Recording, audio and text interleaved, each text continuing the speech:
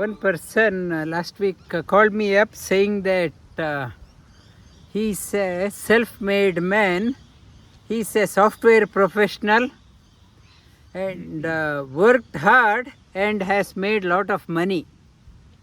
And according to him, if I work hard, we will become successful and there is no question of God. God is not required. You work hard, you become successful. If you do not work hard, then you won't be successful. I said, okay, then why did he call me? He said, recently he saw his father dying right in front of him. His father was talking to him. As he was talking, father's eyes rolled up and died. He said, I can't digest that one. What is that? I thought he was telling, until now, I thought everything is under control. Now I realized, seeing my father dying, things are not in our control. Things are not in our control. What made he was saying, what made my father to be alive? What made father to be called as dead? What is that? What is that? In the split of a second, he was gone. So he was now he is questioning, is anything is in our control? I was under the impression if I am responsible for my success or failure. The responsibility, I was thinking I was responsible. In Srimad Bhagavatam, it talks about the story, like a king. He sits deep inside the chambers of the palace and rules the whole country.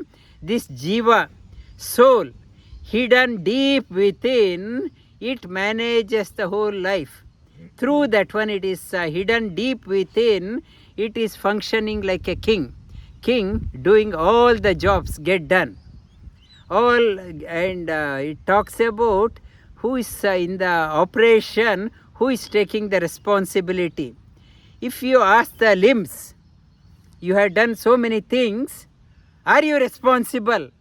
Limbs would say, sorry, I am just an instrument. I did not do on my own accord. I am just an instrument. Then who is responsible? Limbs will say, go and talk to mind, mana.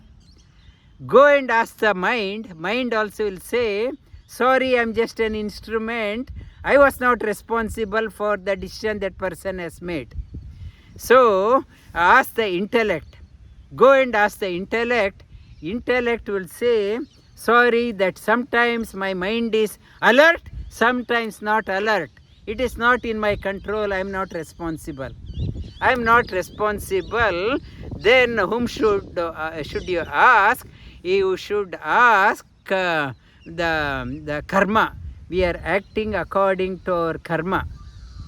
The karma, because of that one I did. Go and ask the karma. Karma says, I did so many things in my day. Some things come into fruition, some doesn't come into fruition. Now, and it is karma also says the reaction, outcome of karma, it is not my hands. Karma says, I am not responsible. Who is responsible? Ask the jiva, the king sitting deep within. Ask the king. King says, sorry, I am not either responsible. I am brought into this body. I have no control which body to choose. I have no control when to leave. When I am asked to vacate, I have to vacate. I am not responsible. So in my life, that everyone, right from the king, right from the jiva, everyone says, I am not responsible. And what about then? Whom should we ask?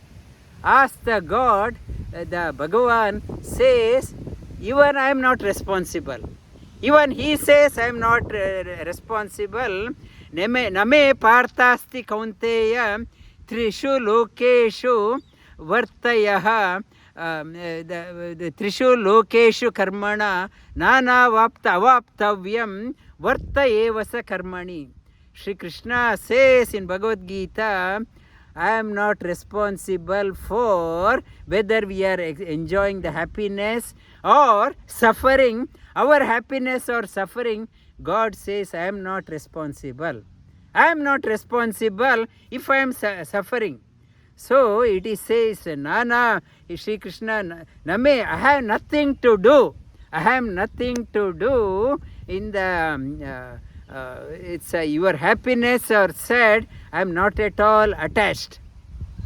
I am not seeking anything out of you doing work or not doing. But still he says, Maya adhyakshena hriyate sacharacharam. In my presence, everything gets done. Everything, and only my presence, everyone starts taking credit. I am responsible. Our ego says, I am responsible if I am successful, or it sulks. It's Maya Dyakshena Hriyate Sacharacharam Hetuna Nena Kaunteya Jagat Viparivartate. Since we start taking, I am responsible, because of that, this world starts moving. The action and reaction, the coming and going, birth and death is because of we are claiming that we are responsible. Yesterday in Bhagavad Gita class, I talked about this Earth, planet Earth is one among 3.2 trillion planets in this galaxy. 3.2 trillion, it's one among them.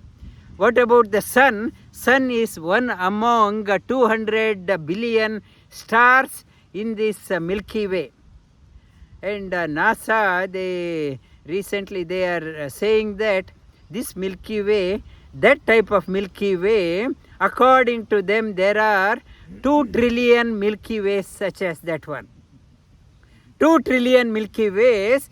So Earth is nowhere to be seen. Sun also is nowhere to be seen.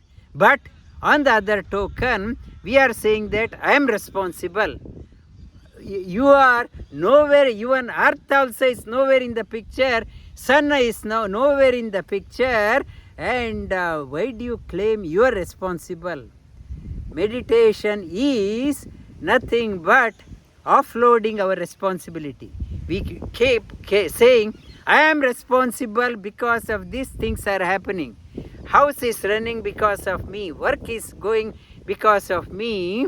In the scheme of things, even Earth is a washout. Sun is a washout. The sun is washout. One way, only way is offer everything to him. Realize that you are nowhere in the something has happened in your life. It is not your effort. It is by his karunya. Because of his grace, it has happened.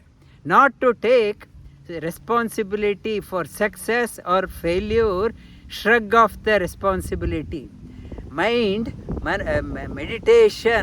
Meditation is nothing but the mana, managing the mind. Mana is a very beautiful word. Mana means mind. Mind is the key for success or failure. And the meditation says how to manage the mana. The reverse of mana, nama. Nama means not mine. I am not responsible. Mama means I am responsible. I am responsible. In mana, nama, it is not me. Not me. I am not responsible. If things go right or wrong, I am not responsible. When you live that way, mind, you realize meditation is not a 10-day affair, 10 minutes and a day affair. It's a lifelong commitment. And offer, Sri Krishna says, meditation happens to you naturally. Yat karoshi yadashnashi yajjuhoshi dadasi yatam yat tapashyasi kaunteya tat kurushva madarpanam. He says meditation happens in your life when whatever you do, you are in a corporate job, you are a doctor, you are a plumber, you are a gatekeeper, owner of a company, or a householder, or you are sweeping, gardening, whatever you do, yat karoshi, whatever party you go, whatever enjoyment you have, whatever 3-course, 5-course meal you have, yajjuhoshi, whatever great things you do, yajjuhoshi, dadasi, whatever charity you do, not to say you did that one, dadasi yatam, whatever austerity you do, you are able to come to yoga, it is not because of your effort, divine grace. Without divine grace, how can you get up early in the morning and come for sadhana? What prompted you? It is only Hari Kripa, only by His grace you are able to do. Yat tapashyasi kaunteya, whatever you do, you offer it to me and be free. When you do that way, meditation dawns in you. Life becomes a meditation. When mana is not haunting, when you are not taking the ownership, then divinity manifests through you. Divine manifests through you, and your life becomes a divine life. Divinity dawns in you. When you realize this one, offer everything, good or bad, to Him. Open up yourself, let the divinity operate through you. It's the meditation message. We will continue this series, and on the 10th of March, meditation retreat is